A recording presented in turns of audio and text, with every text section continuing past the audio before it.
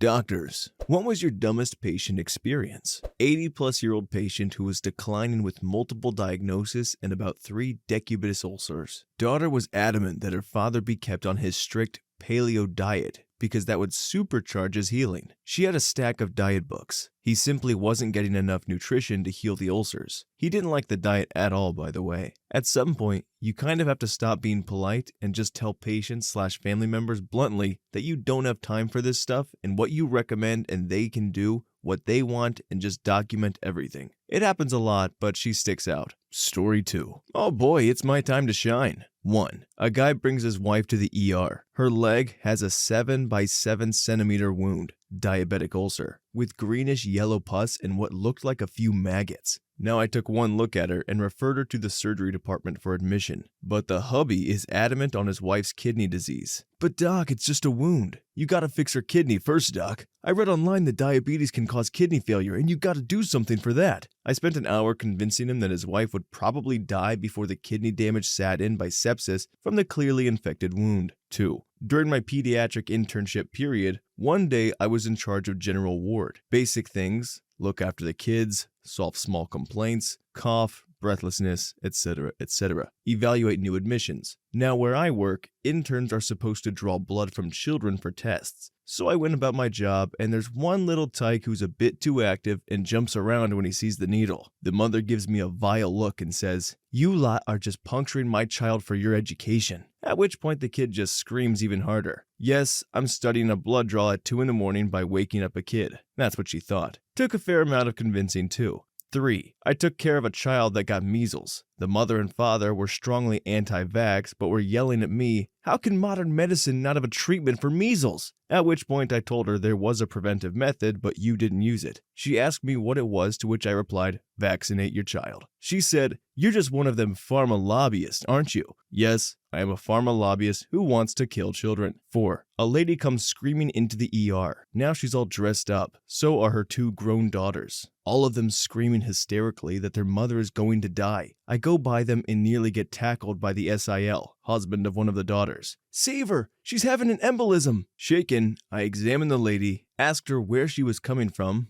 A wedding. That explained the dress. She apparently had a bit too much of potatoes. A shot of pantoprazole later, her embolism is gone. She had a bad case of fart embolisms. One thing I will never forget is how I learned never to be mad at a patient. Now this was when I began as an intern. A patient had intestinal obstruction. We inserted a nasal feeding tube as the patient could not have anything per orally before the surgery. Problem was that they would always come and complain to me about how I didn't stick it properly. You have to stick the end protruding out of the nose to the nasal bridge. After 2 to 3 such episodes where I reluctantly dressed it, they complained that the tube is out of the nose, and lo and behold, it is out. It's very uncomfortable. Most patients try and pull the nasal tube out. I replaced it like 4 times. Poor guy was fed up by then. On the morning of the surgery, his wife comes and asks me, "Doc, can you just remove that tube so that I can give him some coffee?" Now I got totally mad. I was working a 72-hour shift, so I scolded her by saying that if she or he didn't want the surgery, then I couldn't do anything and it would be nice if they gave me some peace. She didn't say anything. The patient, 50 years old with no other complications, died on the table. I couldn't face her. The moral being, doctors know more things than patients, but it's not always wise to bite their heads off. I could have convinced her it was impossible to remove the tube before surgery in a calm way. Since then, I've tried to be a better speaker to patients. There's something poetic about needing an insurmountable amount of patience for dealing with patients.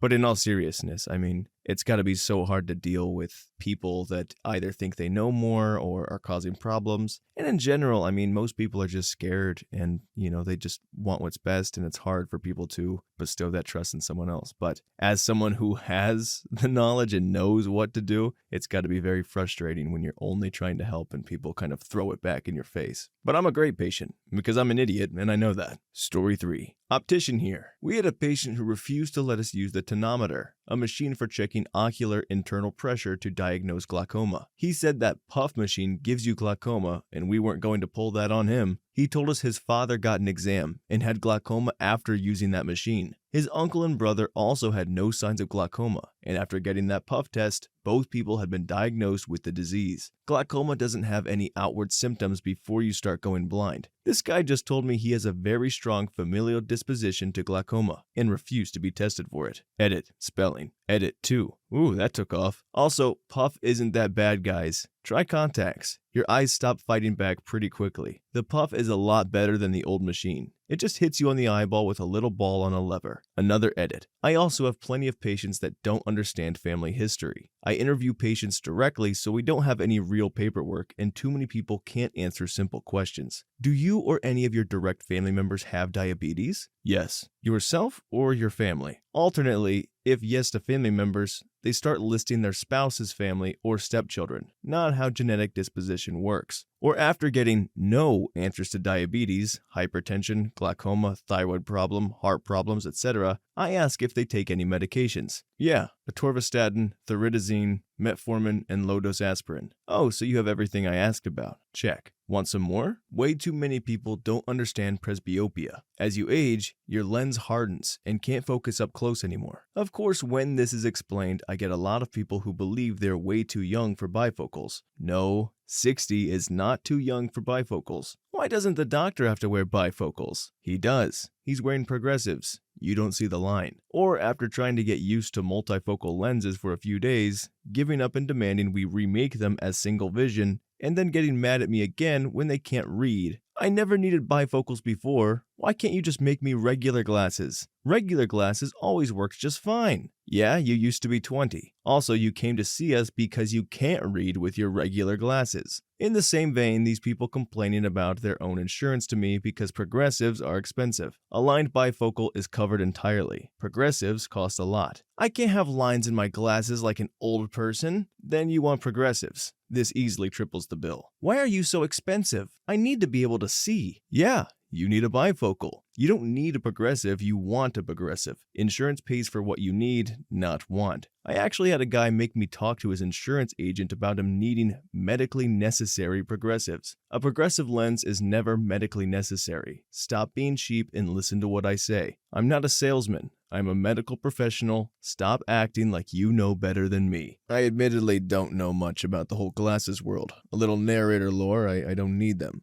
Although my left eye's getting worse and I might just go straight for a monocle. But in terms of bifocals, if I ever need them, I kind of think they give you a little distinguished look. I wouldn't mind. Story 4. Not a doctor, but a patient whose mother was like this. The doctor had to speak to me on the side because of it. My grandmother has Crohn's disease. Very, very badly. It skipped my mother and her brother. When I was 15, over the course of 6 months, I went from being 5'9" and 190 pounds to being 110. I was a skeleton, extremely anemic and coughing up blood. My mother was convinced it was something else. I forced her to bring me to a doctor and she spouted off all these possibilities. She then talked about what she Yahoo'd, not even Googled.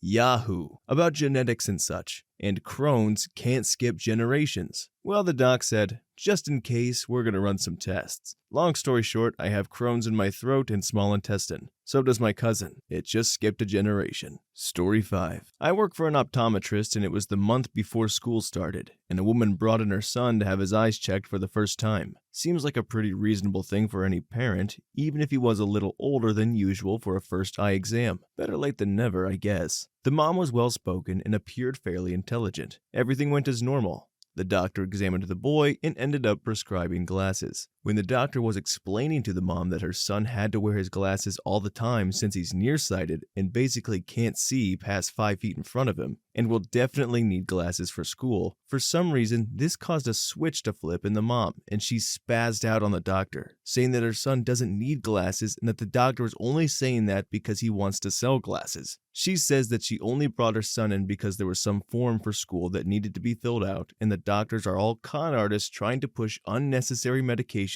and interventions. The doctor tried to calm her down and explained that he's only trying to help them, but that she was free to get a second opinion and gave her copy of the kid's prescription and sent them on their way. About 4 months later, the lady is back asking for another copy of her son's prescription. Apparently, the first semester midterm results were in, and her son failed them all because he couldn't see the board in his classes and needed glasses. Oh, that's sad. You know, I would like to get the kid's side of the story, because don't you get a headache if you can't see well? Like if you're not using any corrective lenses or anything? So not only was his head maybe hurting, but he was failing his classes and he couldn't see at all, and his mom, I assume, pried? I don't know what the reason could be. Maybe she was bullied for having glasses when she was younger, or she just thought her son was a dweeb. I have no idea, but the poor kid's obviously struggling, and no matter what your opinions are, you gotta take care of your kids, lady. Story 6. Oh, I have 2 good ones that come to mind. Clinical pharmacist here, by the way, with 1 story in the ER and 1 in the pharmacy. 1. ER physician told me this one. 16-year-old boy presented to the ER with an extremely swollen, discolored penis. Apparently, he has been using his mom's insulin needles to draw blood out of his arm and inject it into his own penis. He thought that adding blood would help increase his size. His penis was terribly infected, and he was hospitalized for a week or so. 2. One day in the pharmacy, a girl comes to the counter requesting a refill for her birth control. We pulled up her profile and realized we couldn't refill it because she just got a 28-day fill less than 2 weeks ago. When we asked what happened to the other one, she said she was out. Apparently, both her and her boyfriend were taking a pill each and was adamant that was how they needed to prevent pregnancy. So, did the insulin thing work or no?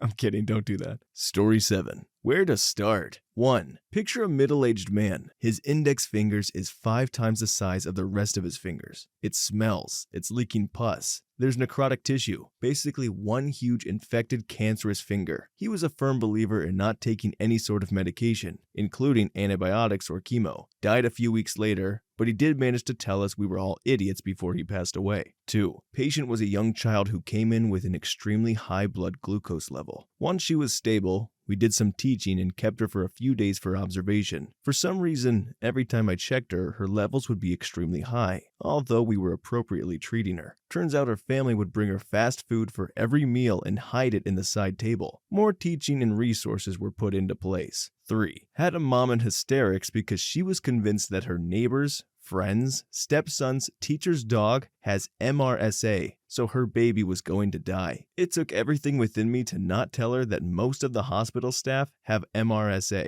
but it took 3 hours for me to finally calm her down after I called infectious control, her pediatrician, gynecologist, and family doctor. Yes, I had to call all these people. Yes, they laughed at me. Yes, she was beside me the whole time, questioning their judgment. I love my job, but at times it makes me crazy. Story 8. 70-year-old female tripped and fell 2 days ago. She came in with hip pain, but reports after the fall her nose was bleeding. She had landed on her nose. About a year prior, her dentist had messed up an infraorbital nerve block and caused some swelling in that region, but that was all resolved. This old lady is now convinced her nosebleed after falling on her face is related to an infection from the dental issue a year ago. After multiple back and forth on the etiology of the nosebleed, she became the first patient I raised my voice and put down an authoritative, "No, you are wrong. Stop it."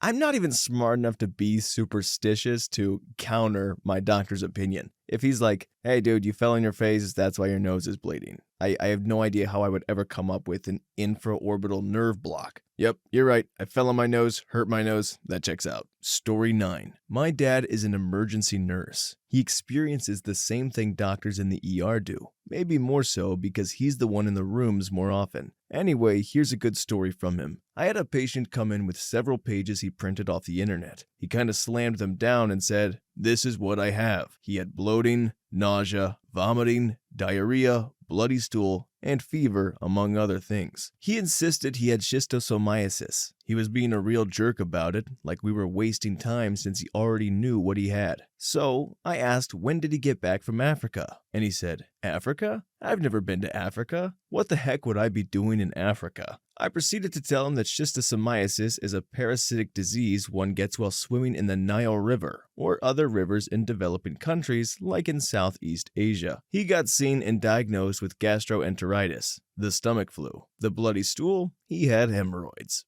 I have no idea if I'm saying any of these words right, but just know I'm trying my best.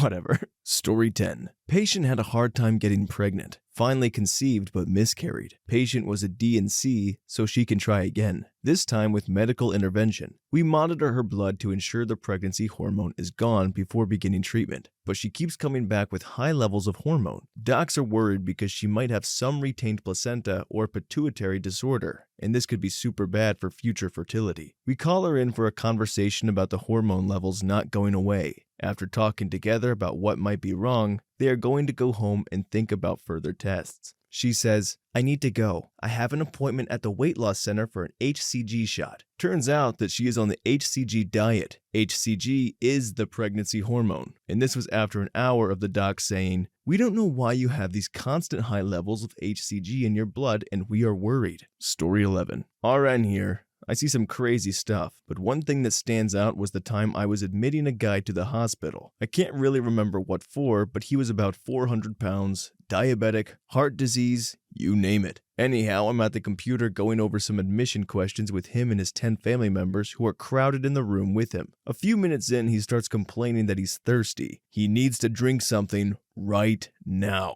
So I get on the phone and call the nurse assistant and have her bring some ice water. As soon as the words are out of my mouth, the whole family screams, "No! No water! He's allergic to water!" Well, this is gonna be a problem. Turns out the guy had been drinking nothing but Sprite and sweet tea for years because of his water allergy. The next question the wife had was, "Where are we all supposed to sleep?" The whole family, 10 people, were planning to stay at the hospital with him. You can't make this stuff up. How does one develop a water allergy anyway? And what's the difference between that and drowning? Story 12. My aunt, who has varicose veins, pretty obvious to anyone who sees it, once asked me why her legs hurt and what those bluish lines under her skin were. I almost went on to explain to her about dilated veins when she interrupts and decides for herself that those are her nerves. Dying nerves. And the blue stuff was blood clots inside the nerves. I'm a med student. I was doing a respiratory system examination on this guy who frequently, about once a month, gets admitted to the general ward with complaints of breathlessness. He's had COPD for a couple of years, quite bad, and he tells me that he isn't going to quit smoking because God told him not to.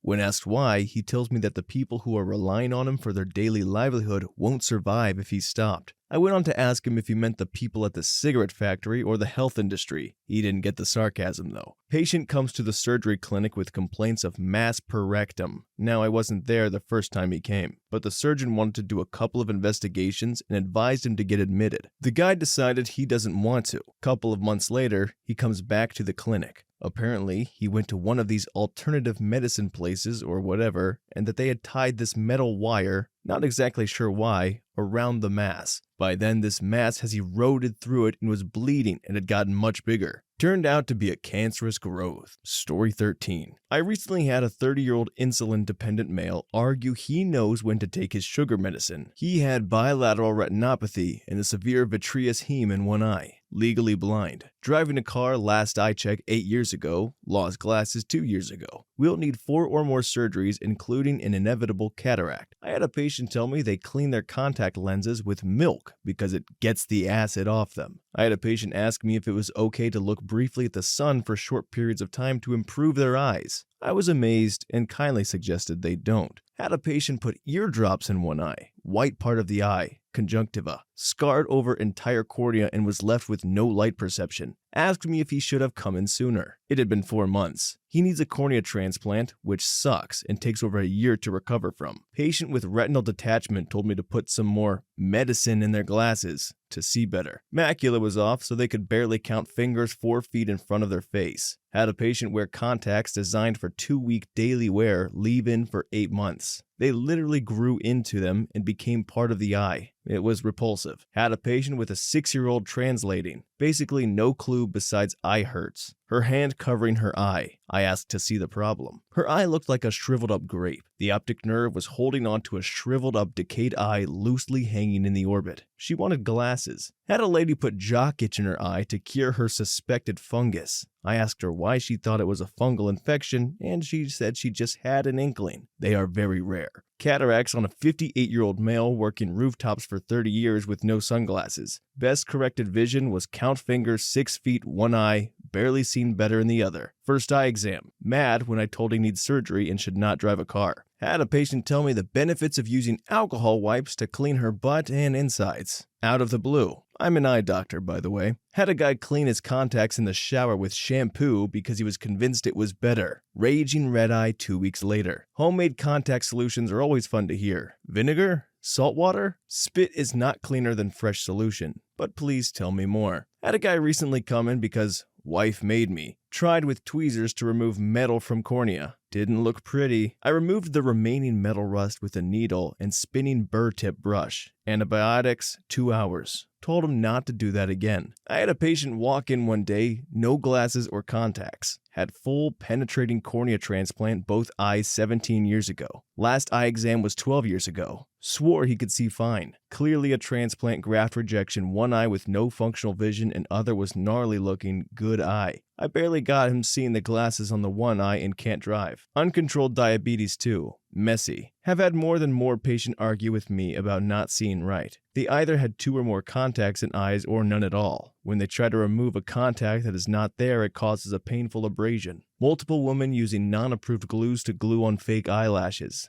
Leaks and burns in eyes. Using fake contacts from the nail salon. Then it never ceases to amaze me when I hear, I just use the same solution until it turns brown or black. Every day. Had a patient use homeopathic drops to cure itchy eyes. She had pubic lice living on her lashes and then lay eggs and bite. Repulsive. But still convinced the drops caused the lice? You pluck the offending lashes out and use a cream to kill the crap you can't see. Thank God that was only once. I have to convince a lot of people to not use hand sanitizer in their eyes. Way too many, actually. I had a patient not taking her herpetic eye drops because she just wanted to pray instead. Yes, herpes on the eye. Luckily, I convinced her to do both. Medicine and pray. I could go on and on. Story 14. Obligatory, not a doctor, but I am a medic. Back when the Ebola crisis was huge and media was losing their crap over it, I had a very interesting call. There are definitely other I am very smart instances, but this was at the forefront of my mind and it makes me both laugh and cringe at the same time. We were riding 3 deep. All-female crew, dispatched to a sketchy part of town in a bad apartment complex for unknown urine problems. Okay. I'm taking the back seat on this one, kinda just going to observe. We're met at the ambulance by a late 50s, early 60s African-American male. Unkempt, yellow eyes, clothes that look like they've been slept in for a week, dirty nails, general uncleanliness. He asked us in a very thick accent where the men were. There are no men, it's just us. We all have the same training. If you're more comfortable with a man, we can get a male crew here, but they won't do anything different than we will. Women can't be in male positions. You should all be home taking care of your husbands and children. Sigh, one of these people. I respect and get cultural differences, but sheesh.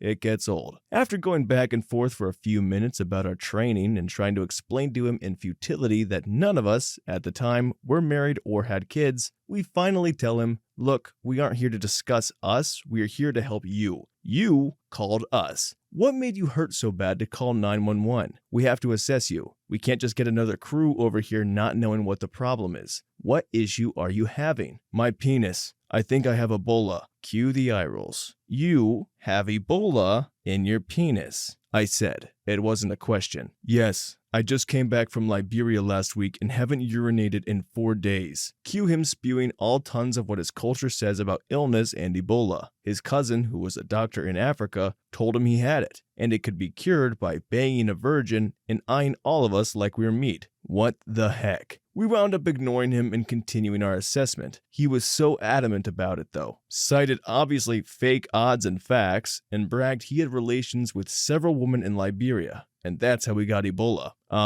Okay, are you in pain? Can we take a look? He let us get a set of vitals, but then he pulled his pants down, conveniently forgetting his request for men and apparently the fact all of us knew nothing and should be taking care of our husbands or whatever. His balls were the size of grapefruits. His pecker was turtled to the point it was basically inverted. His bladder was palpable and swollen too. So the dude was legit. He definitely had some issues going on. He was convinced he had Ebola, but only in his penis. Also, I'm sure he was shocked that we weren't fawning over his gross-looking genitalia, us being a crew of women. I should note, this dude very much so did not have Ebola at all. We took him to the doctor, and when we told the receiving nurse what the chief complaint was, she brought the doctor over and asked us to tell him to his face what the patient was complaining about. Penis Ebola. We went back, dropping off another patient. We asked how patient 0 was. They laughed and said he just had some prolapsed organs in his balls and his pelvic floor was trashed. Had to stick a catheter down his urethra to drain the pee. No penis Ebola, but he definitely was riddled with STDs. I don't know if this classifies as I am very smart material, but I thought it was relevant.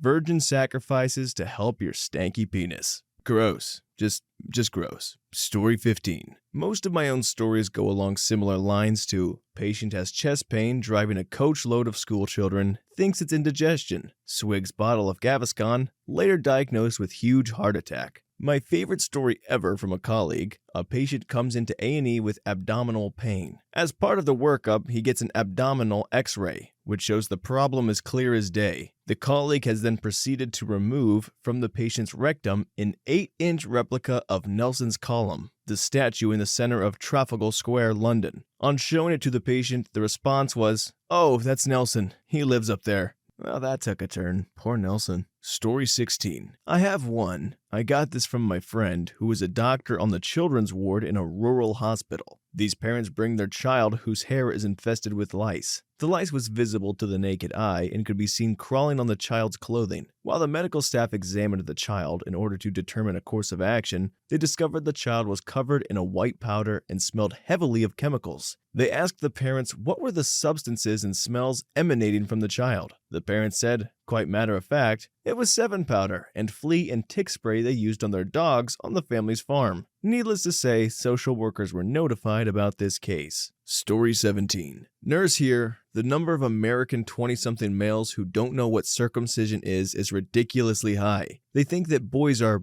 born circumcised. Evidence, new fathers and mothers asking me what's wrong with their newborn son's penis. He still has his foreskin. Many parents choose to have it removed when the baby is a couple days old. It's called circumcision. Often followed by a parent's question, what's circumcision? That's when I facepalm. You see, this is why men are more insecure about their junk. This kid's about 5 seconds old and his parents are already complaining about his weird-looking penis. Poor guy. Circumcised or not, leave him alone. Story 18. A friend of mine is on her last year of medicine. She told us about a group of women they received of very low social position, had gotten pregnant, and wanted to abort. Bear in mind this is not the US, there are no abortion laws here. Well, they somehow heard of this method where you make a paste out of a smashed parsley and put it in your vajayjay to abort. As it turns out, it actually works, but because parsley has this enzyme, I forget the name, that mixed with the other stuff causes severe cellular death and necrosis. Some died out of necrotic woo-ha, some turned into a real-life Barbie, and not in a good way. Story 19. During my rotation at pediatrics, we had an unconscious 16-year-old male with a prior history of type 2 diabetes. The mother had come home from work and found him acting strange with slurred speech and stumbling around, so she immediately drove him to the hospital where he passed out in the car. Running the full rainbow for blood draws and test the kid has a blood glucose of 285 and a BAC of 0.11. Near as we can guess, the kid was drinking after school while his parents were away, got too drunk, didn't know that alcohol turns into sugar, and wound up drunk and unconscious from both the alcohol and the lack of insulin. Story 20. Not a doctor, but a gastro nurse. We had a reoccurring patient who was just really very strange. She had a stoma that absolutely stunk to high heavens because the last 20 years, she has not been cleaning it properly. Every single day, her stoma would come off because she was twisting the drain tube and wouldn't allow us to change it. So this lady was really rude and would shout at us too. And one night shift, I couldn't take it anymore and I snapped at her. I didn't yell, but I was overly stern about the fact that she did not let me clean and treat her stoma, then the MRSA that she wasn't able to get rid of because she refused HIPAA washes would eat her alive. In hindsight, I didn't handle that very well, but she let me change the stoma. So this entire ordeal, she's yelling at me that her stoma bags are not cut to fit her stoma, that they are too small because her stoma is 50 centimeters by 50 centimeters, to which I corrected her, saying that's impossible. She was adamant that's how big her stoma was. It was 30 millimeters diameter. When I was cleaning the stoma, she yelled at me because it was hurting, so she wanted to just pop the new one on. I explained it was hurting because of infection as she never cleans it. She proceeds to tell me that she knows better because she had the stoma for nearly as long as I've been alive. I actually ended up telling her to shut up and let me do my job, which seemed to work, and the stoma did not come off again that shift. When she was eventually discharged, she refused every placement to the point where we almost considered a court order to evict her. One of our F1s nearly cried with relief. Oh, I always feel bad for these nurses, man. I mean, look, regardless whether or not you think you know more or are scared or whatever, you came to them for help, so it doesn't make sense to be so disrespectful when they do try to help, okay? It's just like, no, Don't mind that, I know more than you. I've been sick longer than you've been alive. Just relax a little. Everybody's trying to help. Story 21. Not my story, rather my colleagues. A patient was admitted for anemia and a localized cancer was found. She was referred to surgery so she can get cured from her localized cancer, and she started telling everyone that it was the doctors who caused the cancer and that she was doing just fine before coming to the hospital. She lectured the surgeon and my colleague, who pleaded her to get her surgery so that the cancer doesn't advance, and yet she refused, saying she knew better and probably didn't even have cancer. That's like playing hide and seek with somebody and upon finding them claiming they were never there until you discovered them. Story 22. Not a doctor, I'm an optician, and at this point I was a young lady in my mid-20s. I had a guy come in saying he was a doctor and he wrote himself an RX for glasses and he bought frames. A few days later, his lenses come back. He puts on his glasses and he can't see. I start going through the possibilities. Usually with progressive lenses, it's an adjustment issue and they need to sit differently on his face. He completely refuses to let me adjust them. So I check the lenses and the RX match what he wrote. I try to explain that there's only two options. Either they need to sit differently on his face or the RX isn't good. He tells me, "You don't understand. I've had eye surgery for a disease that you've never even heard of." I offer to remake his lenses to prove a point. His new lenses come in a few days later. An older coworker is helping him. I told her everything. Again, he can't see. She tells him, "The young girl who tried to help you last time was trying to explain that if we adjust your glasses, you might be able to see out of them. Will you please let me try?" He lets her, and suddenly he can see. Granted, not perfectly because he wrote his own RX, and the bottom sentence will explain more. Turned out, dude was a lung doctor and not even an eye doctor. There tends to be a lot of stories where dudes think they're right purely because they're dudes. "You don't get it, woman. I am a man, for I cannot be wrong." Story 23. Was treating cavities on a very nervous 4-year-old. Had finally gotten into a cooperative groove when genius mother looked up from her phone and noticed that I was drilling teeth. She was in the room the whole time. I had reviewed treatment with her. She knew we were fixing cavities. Proceeds to curse me out under her breath, saying, "You're drilling holes in her teeth. This is freaking ridiculous. You people are scammers making holes in people's teeth." I kept my calm and said, "Ma'am, if you have questions, I will be happy to answer after I'm finished." I'm shaking with rage at this point because she was 20 minutes late to her appointment and I'm bending over backwards to make sure her kid has a good visit and doesn't end up scared of the dentist. Appointment is over, kid jumps down, high fives, and gives me a big hug. And I turn to the mom and ask her how exactly she thought cavities were fixed. She said, "You don't drill. My mother is a dental assistant." I then proceeded to explain in excruciating detail the scientific process of how we remove decay. She said, "That's not true." I then told her that she can go ask her mom, ask Google, or go to dental school if she wants to know more. But I won't be treating her child anymore. Freaking nutbag. I get that the mother was just ignorant and scared, but there's a more respectful way to question or ask or show that you have concern over how a process that you don't know anything about works. And, now that poor kid doesn't get to go to this awesome dentist. Story 24. Poor old man with an unresectable brain tumor, glioblastoma, and was in the ICU after surgery to debulk the tumor. His family included a pediatrician and a cath lab technician. The pediatrician daughter kept trying to get us to give the patient some homeopathic BS medicine that she brought with her because I work at Harvard and we use it all the time. I'm surprised you don't have it here. I seriously doubted she was truthful about where she worked, and I 100% guarantee that if she worked at any reputable practice, they were not treating kids with whatever crock homeopathic BS she was pushing on us. I'm not opposed to homeopathic stuff either. I think the nature of the game is just treating everybody with a little bit of respect.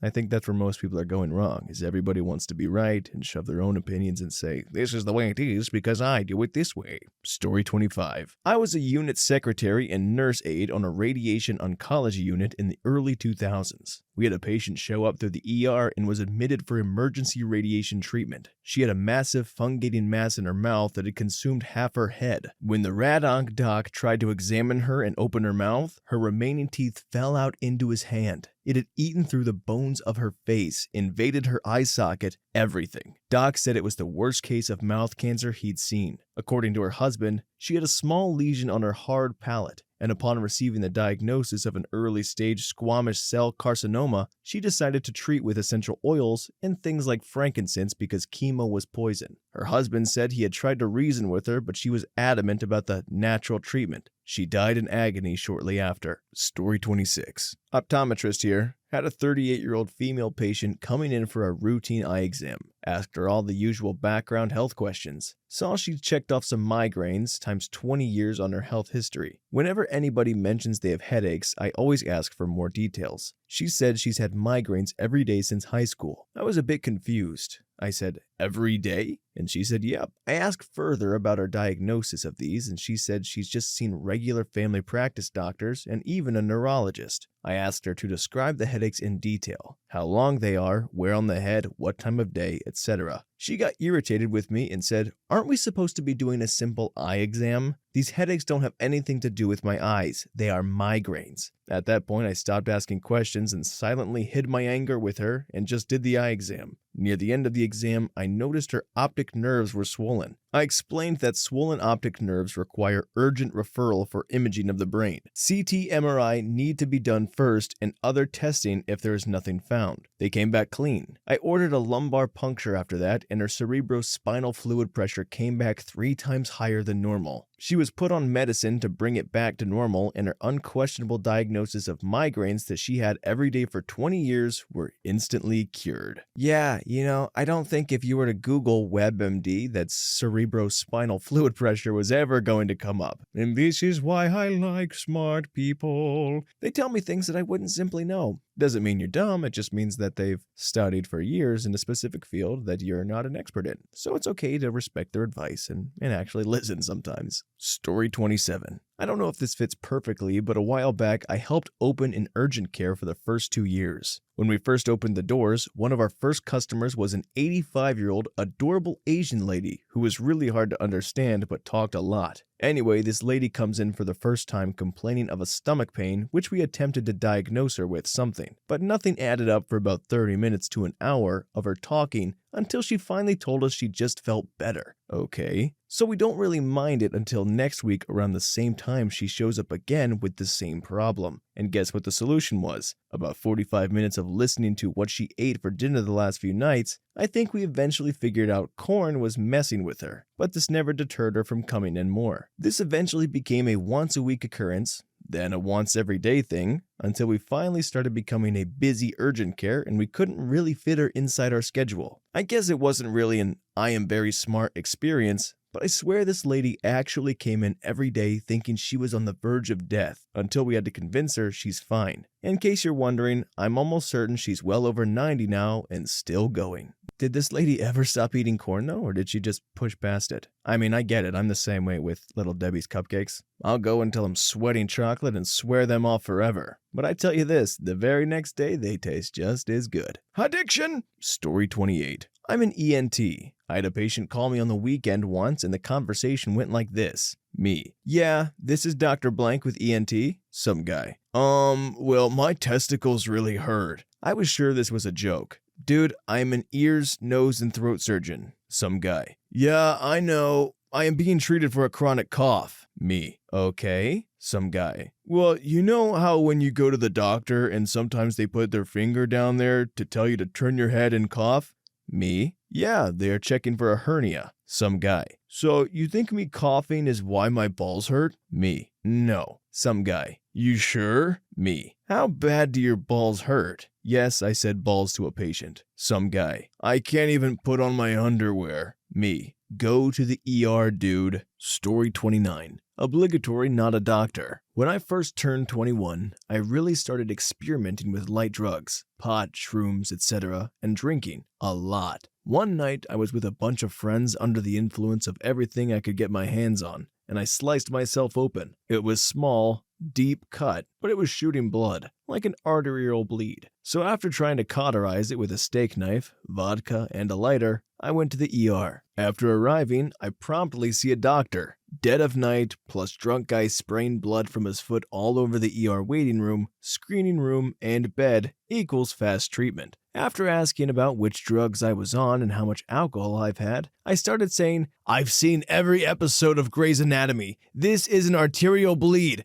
I'm going to bleed out. These questions don't matter." Yes, I realized they matter, but I was on drugs. Some other quotes from that night. "This isn't like the hospital in Grey's Anatomy. None of you are as hot as they are. Amazing grace, I'm gonna die, 'cause this doctor won't sew my foot." Sir, what kind of drugs are you on? Yes. Story 30. This is a story as told to me by one of the EMS in the area. Had a guy present to the ER requesting an ice chest, ice cooler full of ice. After a lengthy discussion, this is the narrative sorted out as the story was erratic. Guy went to a party. Guy met gal. They had fun dancing. She asked him to her place. She asked for some sexy time. She asked to kick things up a notch. He said, why not? She pulled out a syringe and injected a drug right into him, and it got pretty heavy from there. They proceeded to have lots of fun time together. A few days later, things are sore. Something's not quite right for this guy. Some red spots start getting redder, larger, and darker across time.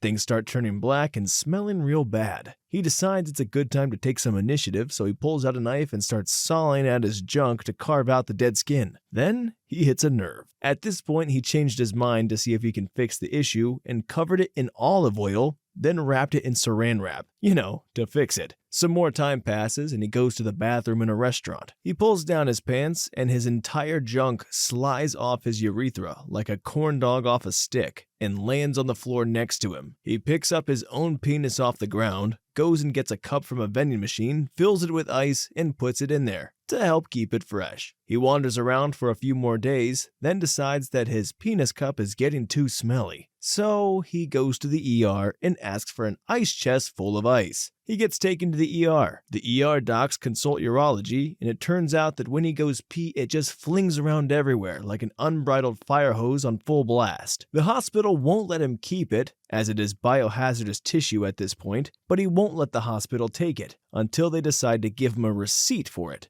Then they take it to wherever they incinerate those penises, and the dude wound up admitted with a surgical uroconsult. Moral of the story, don't inject crap into your junk, even if it's from random strangers for sexy time. This guy was walking around with his penis in a cup, and his biggest issue with it was that it was too smelly. My brother, you've got worse problems. Story 31. I'm still just a medical student, but our hospital sees a lot of poor and poorly educated patients, since we're a big tertiary hospital in a developing country. Worst I've seen so far are the old ladies who everyone in the family turns to for health advice, their only qualification being seniority. They usually have a bunch of superstitions that end up contributing to the patient's condition in the first place. I once saw a neonate brought to the ER for a really bad oral infection, and the mother clearly hadn't taken a bath since the delivery. It's a common superstition here that mothers shouldn't take a bath a week or so postpartum, so we figured that's the source of the infection. While we're assessing the patient, the doting grandmother in the background decides she has to comment on everything we're doing.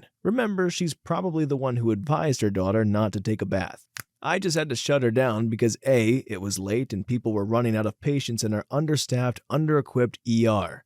B, they're more worried that pulse oximetry is hurting the baby's tiny whittled toes when there's freaking pus leaking out of the baby's very inflamed salivary glands. I mean, I get that infections like these are a disease of poverty, that their poor education is just indicative of a wider systemic problem that Philippine society fails to address time and again, but by golly does it get annoying. Story 32. It happened almost a year ago. I just finished my MBBS, and I was interning at the same hospital I graduated from. As part of our internship program, I was posted in a small clinic that deals with minor medical issues which don't require any major investigations. So one evening, this guy walks in with a complaint of neck pain from morning of that day. After asking a few questions, it was clear that he slept in a weird position, which was the cause of the pain. I tried to explain to him that the pain is temporary and there really is no need for him to take any medication. It was a government clinic and we were running short of supplies, but the guy was adamant on getting medication, so I prescribed a painkiller. And since this particular painkiller was known to cause gastritis, I also prescribed a drug called Rantac, sold as a popular brand name called Rantac in India as well. This guy knew that Rantac was something that doctors prescribe for stomach pain, and he had no idea what the other drug does. But once he saw that I've prescribed Rantac, he threw the prescription literally on the floor and started to complain to the nurse that we, my friend and I, didn't know anything and that we have prescribed a medicine for stomach pain when his complaint was neck pain. I turned to the nurse and just explained to her why I did what I did, and once he heard that, he silently took his prescription and walked away from there. Look, I get the idea of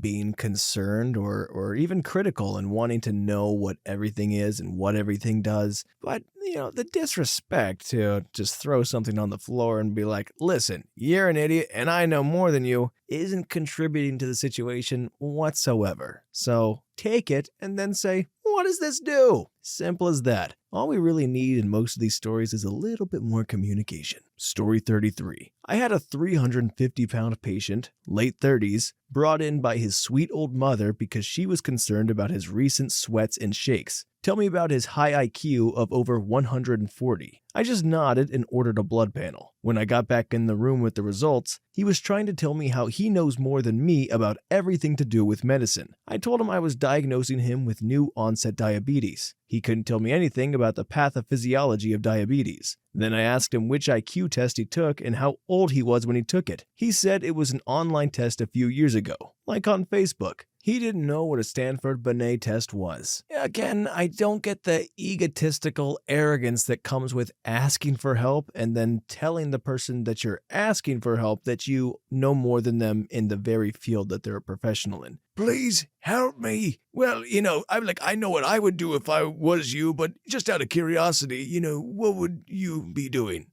Story 34. I'm not a doctor, I'm a student PT, and while my story does not match up to some/most of the ones here, it's still worth to tell. Over the summer that just passed, I was doing my orthopedic internship, working with a female patient, early 60s. Just moved into a senior living community but hated the label it gave her, and liked being really active. Bike riding, walking, golf, etc. She is at the clinic for a right meniscus tear and is trying the conservative approach to avoid having to get surgery on her arthritic knee. Now, I need to emphasize that this woman loved being active. Like even during therapy, she would keep up her golfing, pickleball, etc. I would always remind her to not do too much to let the knee heal and to focus on her exercises and to lay off those high-stress activities. No matter how much I told her to do less or stop altogether, she just continued to play. I couldn't stop her, so instead of ruining my rapport with her, I just reminded her at every session we had. Well, one fine session comes along, she tells me her knee is hurting a bit extra. Surprise, surprise, after playing pickleball all weekend long. I told her once again to lay off those activities and to avoid golfing tomorrow. She would golf on Tuesdays. Of course, she says no, then follows up with this. Golfing takes the stress off the knee with how it moves during your swing. So I'm good doing that. Except it doesn't. Literally, 3 special tests used in examination to assess the presence of a meniscal tear mimic the motion done by the back leg in a golf stance. I just smile and say, okay, while I'm internally screaming inside. This was also during my last week of the internship, so when I saw her again later that week, I became a bit more adamant about her activity level and her condition. I handed her an article about the meniscal tears and the involvement of the rotational aspect that can lead to further tears. Told her that while I know I can't convince her to quit all her hobbies, that she has to stop most of them or she will never recover conservatively, and that she can absolutely replace it with water aerobics class that her community runs. Yeah, that's a tricky spot. It's hard to tell whether this is her really being like, I know more and what's best, or if it's a facade for her being in her 60s now and it's a fear of aging, like she has to slowly let go of these things that she loves doing because of getting older. It sounds like she should know that the more she does it, the more pain she's in, but maybe she's just too prideful to let go and she's scared of doing so. I like to hope that if she just let it recover, that she'd get right back at it, but I've never been in my 60s, so who am I to say what you can't do and what kind of mindset you're in at that point? Story 35.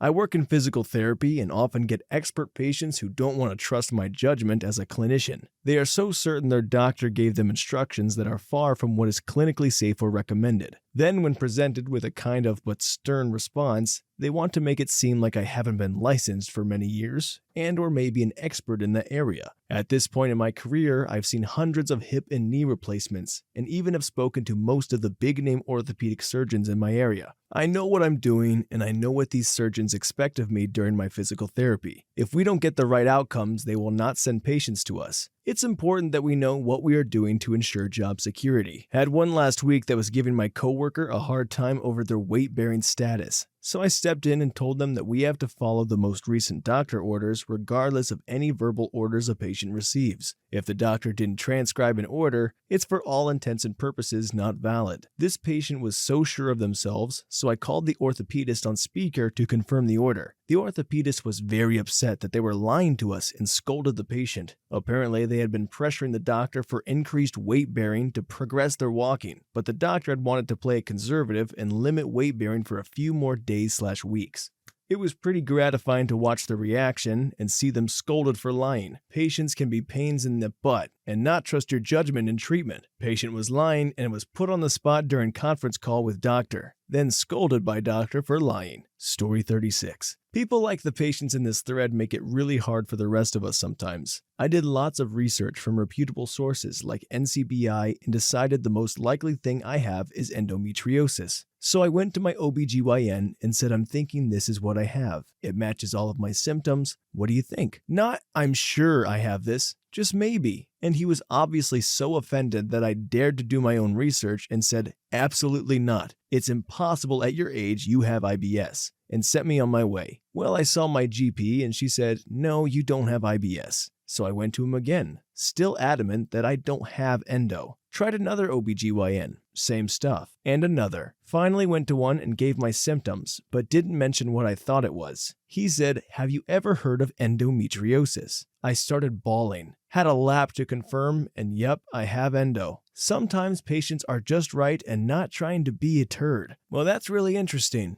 I like the approach of this where, one, you're allowed to do your own research before you go in and come in with thoughts and concerns and maybe ideas, because it does help the time. And more often than not, when you go in there anyways, they're like, what do you think it is? What's going on? But I feel like most people, when you go in there, you say, I don't care what you say, this is what I got. This lady clearly went in with I think this could be it. And instead, on the flip side of most of these stories, they were like, shut up, you're wrong. And the doctors were the more disrespectful people. So, it just goes to show, regardless of what you know. Now, trust your doctors. I think they are the smarter between us. But in the conversation of respect, I think that's where the main problem lies. So no matter who you're talking to, smart or not, or educated more or so or whatever, go in there and treat them like a freaking human, okay? As we saw with this lady, it sounds like usually whoever's most respectful is usually the one who draws the short stick, which is pretty sad. Story 47. When I was a child, I wet the bed. It was like clockwork, and I was embarrassed as heck out of it. It happened all the way up until I was 13, so I couldn't have sleepovers or anything. I would always ask my mom to take me to the doctor because I wanted this to stop. I didn't want to be 10 years old wearing diapers to bed. However, even though I had free insurance through the state, she said she couldn't take off work for it. My parents had split when I was 5, and I only saw my father every other weekend, so my dad wasn't an option, I didn't think. Although he was pretty upset that she wouldn't take me. Instead, her solution was to stop me from drinking anything. I wasn't allowed to have water or milk or tea or anything for hours before bed.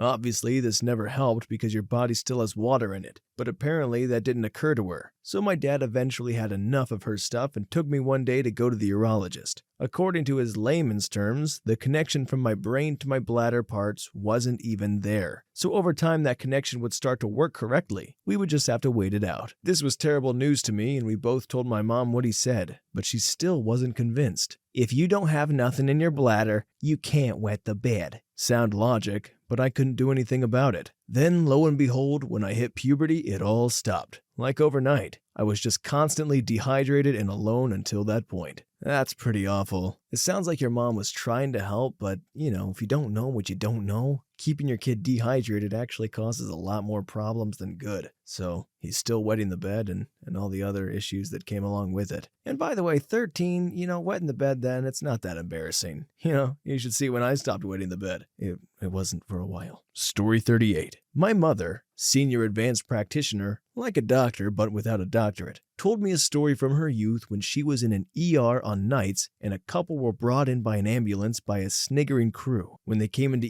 ER, he was walking backwards with a towel around his waist while she was bent over underneath the towel. Turns out she was giving him something special and got his foreskin caught in her braces. Laughs all round. Nothing that a little local anesthetic injection and a quick snip wouldn't sort. Once separated, they took her away to remove the foreskin from the braces whilst he was stitched up separately. He was given the standard advance to keep it clean and to avoid relations for a few weeks until after the stitches had been removed. A heartfelt and embarrassed thanks by the couple was given to the staff, and off they went back home. They were back within an hour. They tried to have relations again and caused his stitches to tear. That's gotta be the most awkward circumcision they've done. Story 39. RN here. This story fits, but also doesn't fit this thread. Worked in an ER where many people come in like it's their primary care. A young couple, 18 and 19, came in because they were concerned that they couldn't get pregnant. Our doc kept his professionalism and told them there were not many tests he could provide for them through the ER, and they would have to ultimately go through a specialist, but said he would be able to perform a vaginal exam and some STD tests. The couple took a lot of panic and concern over the statement of vaginal exam, but agreed. Since the doctor was male, I got the patient prepped and stayed in the room to chaperone. The doc got into position and grabbed the speculum, and then the look on his face was priceless. He sat back against the wall and told them he was done and she could cover up and sit up. He sat in silence for a minute, contemplating how he was going to word his next questions. Doc: so you two have been having intercourse regularly? Couple: yes. Silence. Doc: how many partners have you had? Couple: we've only been with each other. Silence. Doc: with that explains a lot look. Doc: have you been having anal relations? Couple confused look. Well, yeah. Like, duh. How else do you have relations? Doc: perhaps try vaginal relations. I think this may solve your problem. Doc walked out of the room and the couple just had this look of shock on their faces. Apparently, her hymen was still fully intact.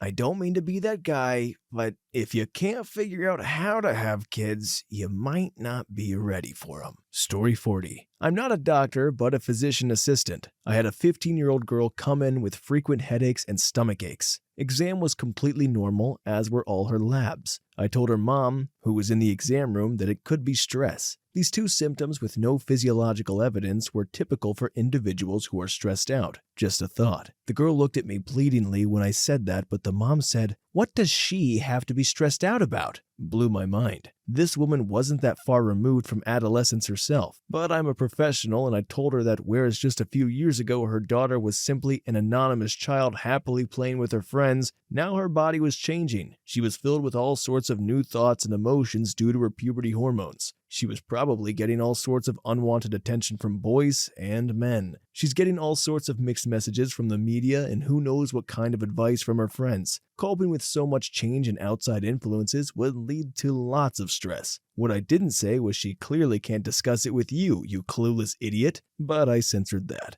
I think that's how a lot of people end up depressed, when someone says, "This is how I'm feeling," and someone says, "You don't get to feel like that. What gives you the right to feel like that?" Just a heads up, everybody, don't let anybody invalidate your feelings. Whatever you're feeling, no matter how strange or weird, good or bad, it's true, it's yours, and don't let anybody tell you what you're allowed to feel. Story 41. Not a doctor. I'm a doctor of pharmacy, and sometimes it can confuse people that may think I'm a medical doctor. Anyway, this story happened a few weeks ago. Had OB nurse call me to talk to a family about vitamin K shots. These are given to newborns to prevent hemorrhages and excess bleeding. Now, there is some controversy regarding the practice of giving vitamin K and is similar to the anti-vax movement. That's not why the parents were concerned. They read online the shot contains benzyl alcohol. Benzyl alcohol is not uncommon to have in some injections because it inhibits microbial growth to keep it sterile. It is very dangerous for newborns and is never an injection meant for them. The parents didn't know that part. They were upset because they thought the alcohol is equivalent to giving the baby a full beer and will make it drunk. The parents were in their 40s. I have many more, but this is just one that is more recent. Story 42. Not a doctor/no med experience, but I am honestly horrified when I see how many women are misinformed about vaginal health. have seen and overheard a lot of conversations degrading women who have questions about obviously normal discharge and odors. The conversations usually include advice like douching, using soaps, and using products like Summer's Eve. Every doctor I've been to has explained to me that douching is useless and can actually eliminate the good bacteria that gets your pH balanced, making you more susceptible to infection. So the douching advice always solicits an eye roll. But also, anytime someone interjects to inform them that that's their way of cleaning and to just rinse with warm water because soaps and pretty pink scented vaginal washes can also throw your pH out of balance,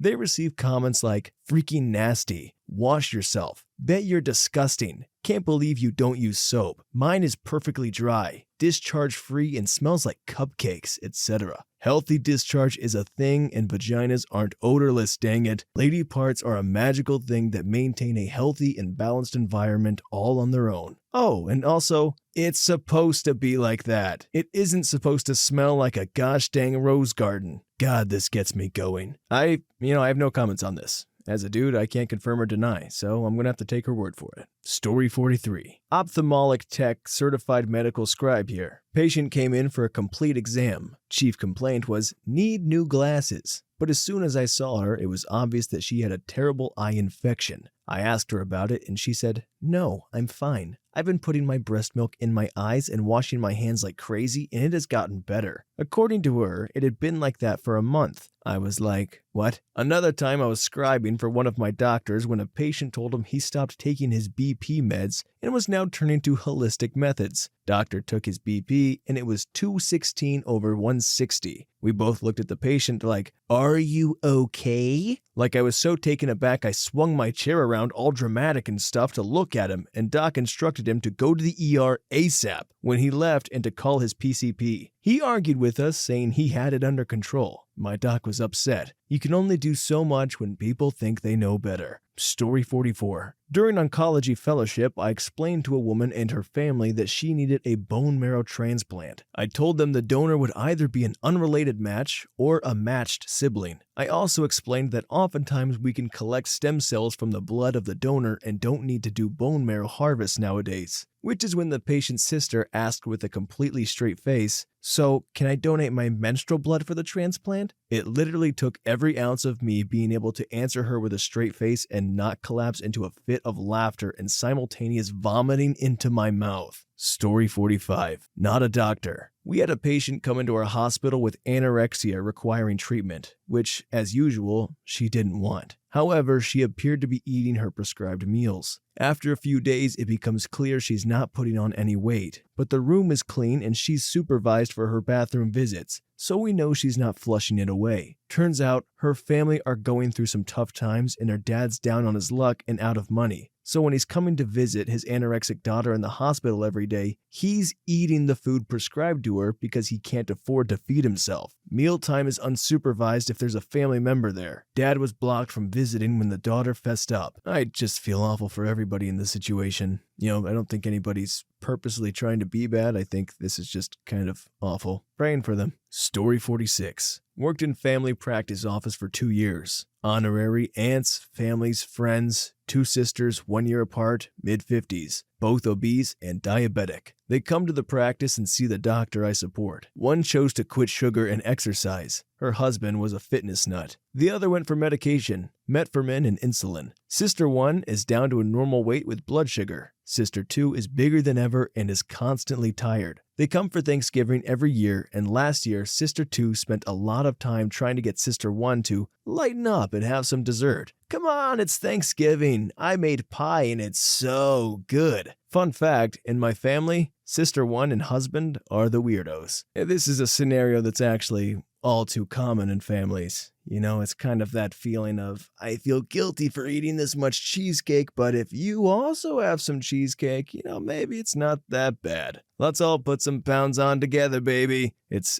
pretty rough. I've been the victim of that a couple times, actually. But gosh dang it, did that cheesecake go down good. Story 47. I once had a mother tell me that she would not put her son on ADHD medication even after recommendations from a psych evaluation. An experienced clinician who spent 6 months working with him, his doctor, and the school her son was in. His His symptoms were so bad that he needed almost constant attention in a normal classroom setting, and socially he was desperate for some kind of positive attention from anyone, including his peers, teachers, and parents, but couldn't get it because of his ADHD symptoms. He was a perfect candidate for this frontline treatment. She told me that she had gone to Eastern medicine school. Actually, she had gone for a time, but not graduated. So she wanted to give him some vitamins and supplements instead. I bought into the delusion and said, okay, how long until this stuff works? When should we evaluate his progress? As you can imagine, it got really vague really quick. Then the aggression came out as I tried to put together a plan to reconsider not giving him placebos for his misery. You know, to be completely honest, I'm not familiar with every ADHD symptom and what helps and what's better. I can't really fault moms and parents for stuff that they try because most of the time it sounds like they're genuinely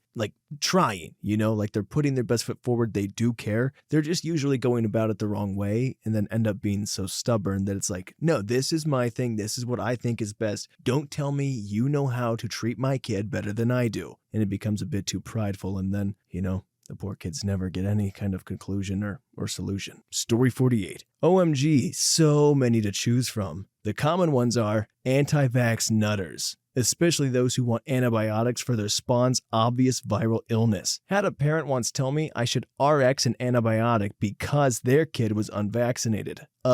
No. People who regularly use alcohol, tobacco, and drugs not wanting to be a pill taker or put unnatural things in their bodies. Opioid addicts who come up with every reason in the book why any pain medicine that is not an opioid is too dangerous to take. This is like saying you're going to swim across shark-infested waters because the well-constructed bridge to walk over them may collapse. However, possibly my most favorite one was this turd who came in because he thought he had appendicitis. Turns out he was actually right in that he did, and it had a micro perforation and abscess already on CT because he'd sat on it a couple days. So Mr. Turd had Googled it and decided that since in some places they treat appendicitis with antibiotics, he was going to do so for his appendicitis. I explained very patiently for way too freaking long that the research into that only applies to simply early, non-abscessed appendicitis and was not appropriately applied to his situation. And I am bitter that I will never get that half hour of my life back. His main reason for wanting to avoid surgery? He didn't want scars on his six-pack. If you hadn't already gotten the picture here, think of the situation from the Jersey Shore. I refused to participate in his stupidity and prescribe antibiotics, so he left against medical advice. Fast forward 2 days, he had purchased fish antibiotics and was taking that to treat his abscessed appendicitis. He now is septic with a fever of 103, a lactate of 6, and systolic BP in the 80s, which is hecka sick. Fortunately for him, he was young, healthy, and it's actually really hard to kill young, healthy people. I'm not saying it's impossible, but you have to work really hard. So Mr. Turd pulls through,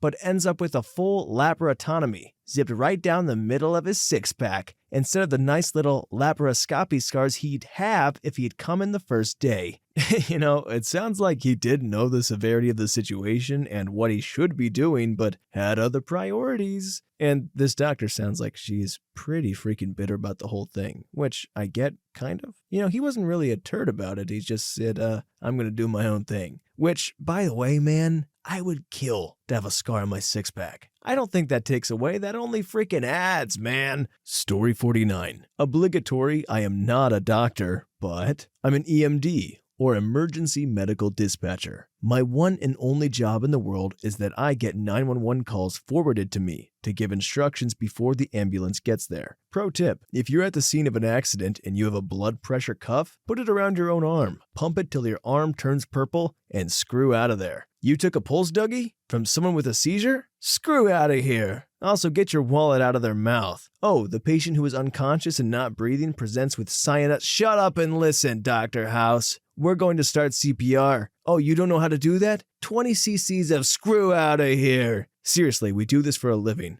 Also, no one will ever give a crap about your life story in an emergency. Ever. Describe facts. Tell me exactly what happened. Last week I told him he eats too fast. No. Why did you call 911 right now? Last week I told him, I said, John, no, describe the patient right now. He's turning blue, but last week, is he breathing? I don't think so, but last... Also, if you're a freaking podiatrist, don't tell people in an emergency that you're a doctor. Story 50. I'm not a medical person, but I work for a medical helpline. Some guy called up and said the NHS misdiagnosed his lipoma when it was really a gas bubble, and how he could get it fixed on the NHS. He then proceeded to tell me he was sticking a needle in himself near his kidneys trying to get this gas bubble out. I told him that's probably a bad idea. You might give yourself an infection. He decided that I was calling him a smackhead and hung up. Tried to call him back, but apparently telling people to not stick needles near their kidneys if they don't have medical training is bad attitude, and he didn't want to talk to me. Story 51. Not a doctor, but a veterinary technician. People think they are smart about their animals as well. Person with new puppy comes in, C for client, M for me. M. So what heartworm prevention are you interested in having your new puppy on? C. I won't be doing that. That's what killed my last dog.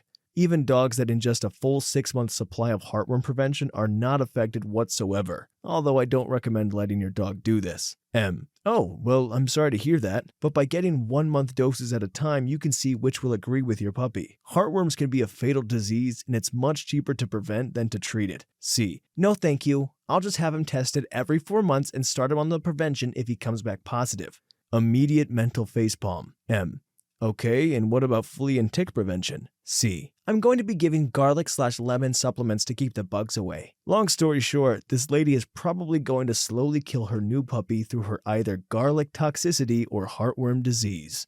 Look, it's one thing to be stubborn for your own kids, but don't let the puppy suffer. Story 42. Pediatric RN had a patient with severe status asthmaticus, continual asthma attacks, admitted as inpatient. A standard treatment for this is albuterol, among other meds like racemic epinephrine, delivered by a face mask. The face mask is important to actually get the medicine to the patient. Otherwise, the patient will get next to no medication and it's a useless treatment. Typically, kids hate the face mask, struggle and cry, and the parents and staff have to hold their arms and legs to keep them from fighting it. These parents refuse the albuterol treatment, which would help their kid freaking breathe and not die, because the kid cried with the face mask on. Patient ended up okay to the extent of my knowledge, but I was floating at the time so I never saw them again. I do know the physician eventually went against facility protocol and allowed respiratory therapy to do blow-by, which means they'd hold the albuterol a few inches from their face and hope that they get the medicine. They figured at least they got some medication, however small of an amount, rather than nothing. Had another situation in the neonatal intensive care unit in which parents were refusing a blood transfusion their baby desperately needed to live. I watched the physician flat out tell them she would take emergency custody of the baby and give the transfusion anyways, which physicians are absolutely allowed to do, at least in GA, if they believe a child will die without the necessary. The parents agreed after that. Of course, the families were always educated about the consequences of their decisions, risks, and benefits, etc., etc. Sometimes it's totally useless because apparently Facebook is more reputable than my freaking degree and the degree of a physician. It can be infuriating. Story 53. Well, standard I am not a doctor opening. However, we did have a patient at my hospital who was a formal mental health patient, i.e., he's not allowed to leave without a doctor clearing him. Certificates to be renewed on a regular basis and reviewed by a mental health review panel to avoid physician abuse. Anyways, he was severely sick, enough so that he had to be moved to a secure unit until his medication regime could be sorted out. His dang family were of the mind that mental health is a legitimate thing, but could never happen to one of them. Our family is of good genetic lineage, etc., etc. They were insistent that his symptoms were from Lyme disease and were on a crusade to find a doctor who would treat him for that. Granted, Lyme disease is often overlooked in my province as we have very few ticks, but he'd been checked multiple times for tick bites and his symptoms were much more in line with mental health. It got to the point that they were quite explicit about coming down to the hospital and removing him by force. Management ended up banning the family from setting foot on the facility property until a written agreement could be reached regarding how many of them would be allowed to attend at a time to visit. The visits would be in a secure area. They would be escorted to and from the secure unit by security, etc. Overall, it was very sad. I'm not sure what the eventual prognosis was for that young man, but I hope he got the help he needs. and I hope once stabilized, he has the sights to recognize how delusional his family is. Wow, that's really crazy and sad. He wasn't even the one that was like pushing back on any of it. His family were just yelling and screaming. And how old was this guy? I guess we don't really know, but that sucks. You could be so sick and so out of it and never know. And meanwhile, your family could be so stubborn and prideful that you're not getting the treatment you need. It's fine to have ideas. It's fine to have suggestions, but at a certain point, try everything, no matter how much you believe in it. So praying for that guy.